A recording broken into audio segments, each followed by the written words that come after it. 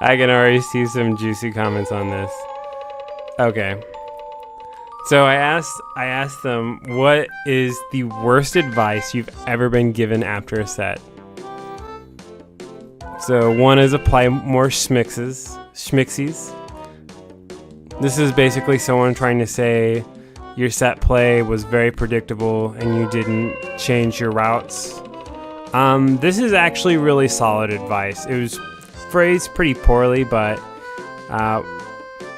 if you look deeper into this, you can definitely extrapolate that. It was like, you were only trying to do one thing and you didn't mix it up. And that's really actually valid advice.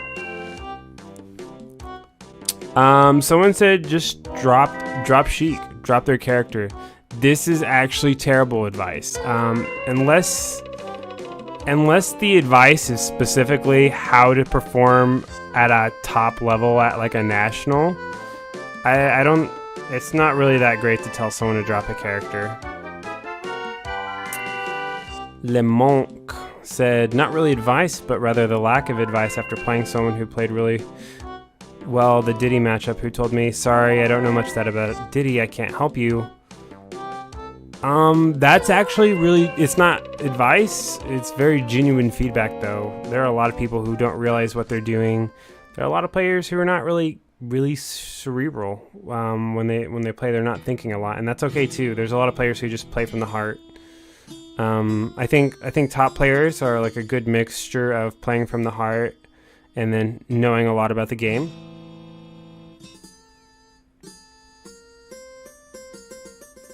So Nand asks, even at a less than top level, isn't it more efficient to pick up a stronger character? Yeah, probably.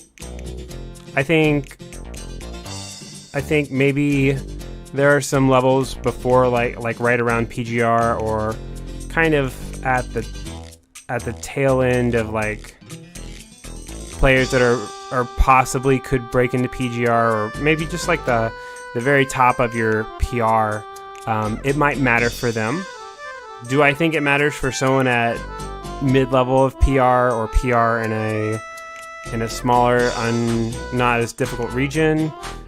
No, I don't think it matters at all. I think again, and could be PR in the middle there. I think I've seen Diddy, or not Diddy's, but Little Max also do okay on like the mid-level of PR. But I think if you're going for like the top of your PR in a stacked region or getting to that PGR level, yeah, I think that's when you need to probably consider character choice.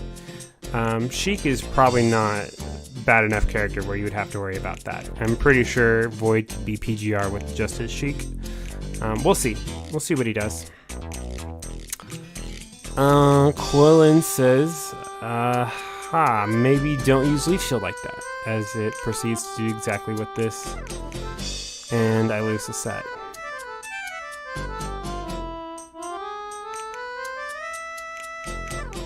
I don't know if this is bad advice. I can't tell if Quillen's being sarcastic and saying, telling Peanut that he's being dumb and using Leaf Shield in a terrible way, or if Quillen is saying Leaf Shield shouldn't work like that and telling him that is kind of dumb. I will err on the side of Quillen is making fun of Peanut, but just in case he's not,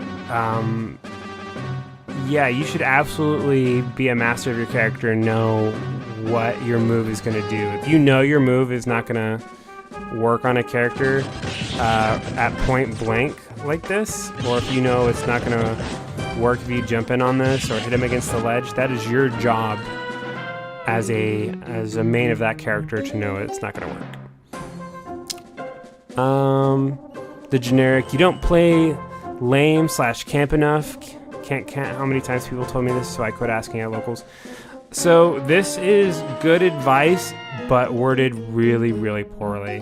When someone tells you, you don't play lame or camp enough, that's pretty much them telling you it's too easy to get in, or they didn't have to come in.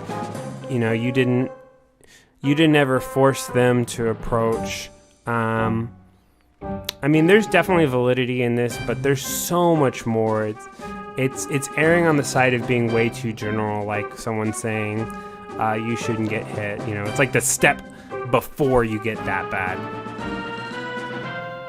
Oh yeah, Sheik is good right now. I think so too. I think people are starting to realize that her frame data is just so insane. It will always, she will always be a troubling character. UTD Zach says you shouldn't play that character. Yeah, that's really bad advice. Unless someone is just complaining about their character nonstop. If someone won't shut up about their character, then yeah, it might be time to play a different character.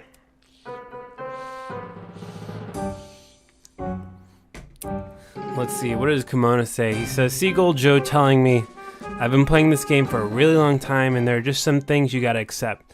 After I asked him how and when he shoots lasers as Wolf, but I wasn't playing him in that match. I don't know if that counts. That doesn't make sense. Those are two very disconnected things.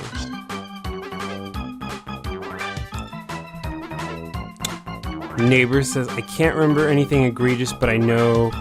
Oh, okay, so he's saying, well, it's just a bad matchup. Yeah, that is garbage advice. That doesn't help anybody. In fact, that just builds terrible mindsets. This has to be probably the worst advice I've seen so far. Maybe this, and I don't know, maybe this. After losing the set and asking for advice, I don't know what to tell you. You played real great. Oh, that hurts. That hurts. At least this person's being genuine. They're basically saying, I can't give you advice. Better that than giving you something that they don't actually think.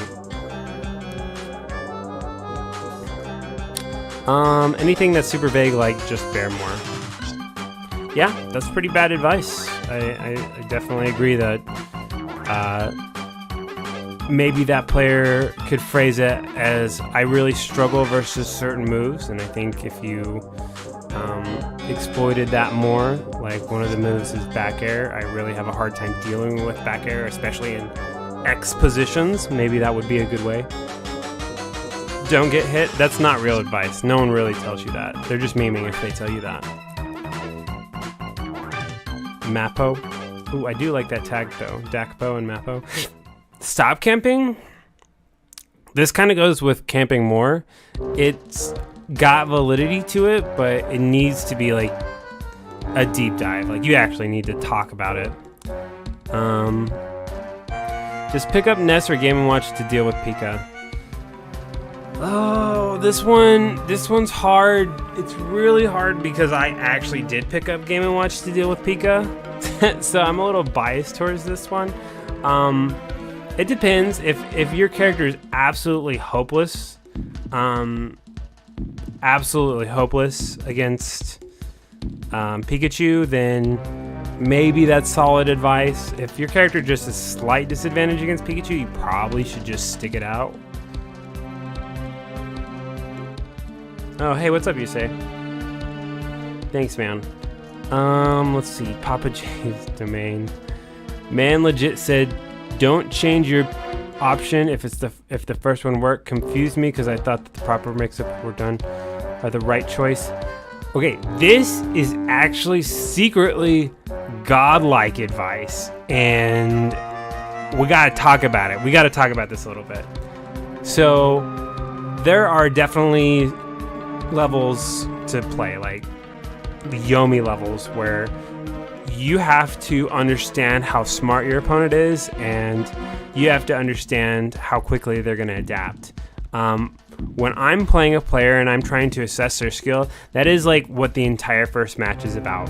When I play a new player that I've never played before, whether it be at a local, at a major, or friendlies or whatever, I'm just trying to figure out how good they are. Because as soon as I figure out how good they are, I can figure out how to play against them. So if I'm playing someone who is at a top level, you know, someone who's super, super, super good, if I do something and it works once, my thought process is, okay, I read this jump after this situation. Next time, I bet he knows that I read that jump. I bet next time he doesn't jump. So I'm going to go and attack him for going low because he's not going to jump. Okay, so that would be a great chance of exhibiting a proper mix-up. Now, if I'm playing someone who is probably going to go 0-2, maybe someone who's going to go 2-2, maybe even someone who's going to go like 3-2 or 4-2, who I don't think is going to adapt very fast, who I don't think picked up that I'm punishing certain habits, and I do an option and it works, you bet I'm going to do it again. I'm going to test them. I'm going to say, did you pick up on what I was doing? And a lot of the time, it's up to the opponent to adapt. And if they didn't pick it up, I'm just going to use it to kill them. I'm going to drive them into the ground until they pick it up. And then if you're super, super smart about it, like if you really can kind of guess, like maybe you're playing like a 3-2 player or 4-2 player or something like that, and you go, okay, I think they might finally get it after I've absolutely obliterated him for it. Now I'm going to do the mix-up like after 4 times. So it's just a big game of determining what skill level your opponent is. So Man's legit said, don't change your option if the first one worked. That is really good advice, especially if you know what skill level your opponent is. The problem is, and I've said this before, but I guess it's my first time saying it on stream, you can't determine the skill level of someone better than you. If you are not a PR player and you play someone at PR level, you won't be able to tell the difference really between like how good they are compared to maybe if you played a higher PR level player. You might lose harder, but it's for you to actually grasp what they're thinking, it's pretty much impossible. Let's see. Sorry, I camped you so hard, bro. Maybe you should play more defensively too. This again is actually really, really good advice. So in this case, like someone's saying, hey, you know, I controlled the entire pace of the game because you kept on approaching. Maybe you should try mixing it up, not approaching, seeing if you can force me to approach. So this is actually pretty solid advice. You just have to interpret it correctly. Daruma says use more PK Fire. PK Fire is godlike. That's definitely great advice. I don't get what you're saying there. Me, I wasn't really sure how to approach in that matchup. Do you have any advice? Yeah, you didn't approach. I honestly might put the ball back in Silver's court when he says I wasn't really sure how to approach in that matchup. Do you have any advice? How about this? So when you phrase a question like that, you're asking them, like let's just say it's Cloud versus Pyra, whatever. And the Cloud player is like, I really wasn't sure how to approach in that matchup. Do you have any advice? You're asking the Pyra, hey, how do you play Cloud in this matchup? And that Pyra player is going to go, I play Pyra. I don't know. I think you should rephrase it to, as a Pyra player, what are you looking to stuff out against a Cloud player? What are you looking for to keep the Cloud player from approaching or something like that? Those types of questions will make them think from their side of view, and they'll be much more successful in actually getting advice out of them. This just goes with general advice asking in the first place. Switch off of Charizard. Yeah, if you're playing Pokemon Trainer and you only play Charizard, that is very great advice. It's almost 100% true. But I can see why it's not very helpful because you probably already know that. If you're only playing Charizard, you probably have made the conscious decision to go into each match with an enormous handicap, and you already understand this, so it's probably not helpful to you. Learn the matchup. My man's got told to go study. I don't think that's bad advice. I think it's really general advice. But if there's so much that you need to learn that someone says you actually need to go in the lab and study, then there might be validity to that. SGG says, Crom player told me to be out of shield more.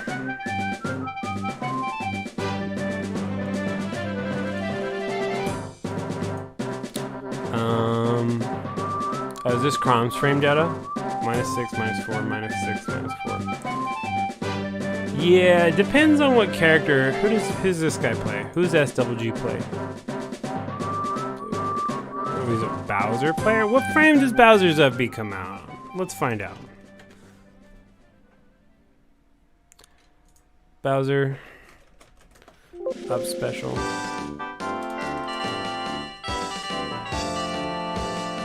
Whirling Fortress starts up frame 6.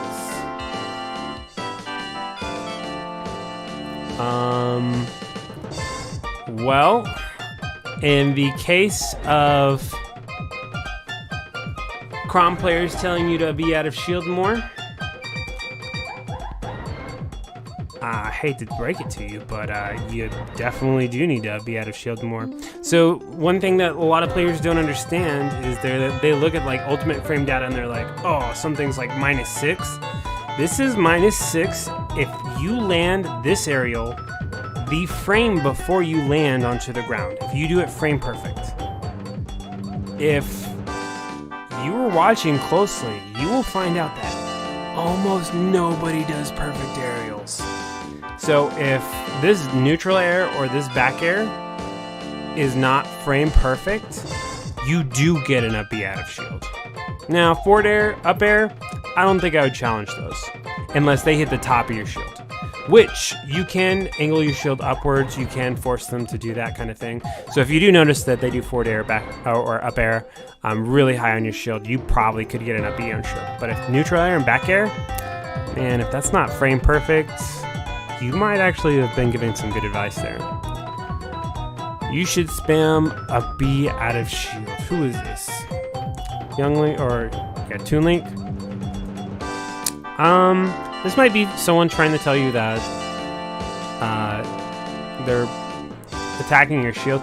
It's kind of hard because like you can kind of get scarred with like an up B like Young Link and Toon Link. Like if you miss that, like you're getting obliterated. Except for Toon Link, for some reason he has no, or Young Link, he has like no in lag on that. You have to be really careful punishing that.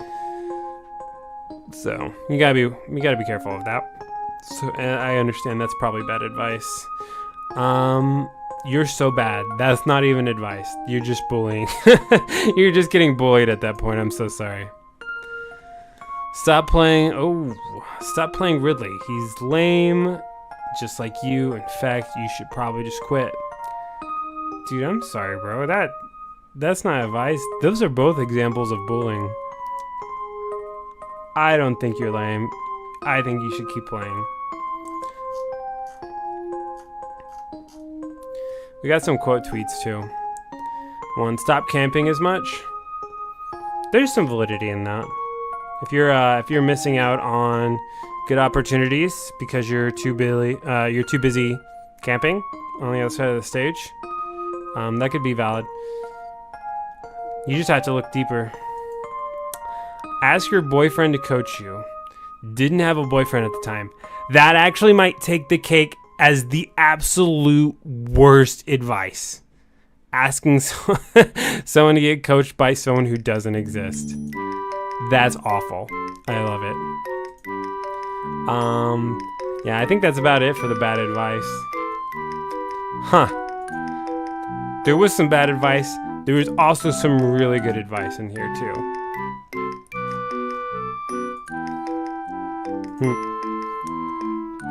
Well then.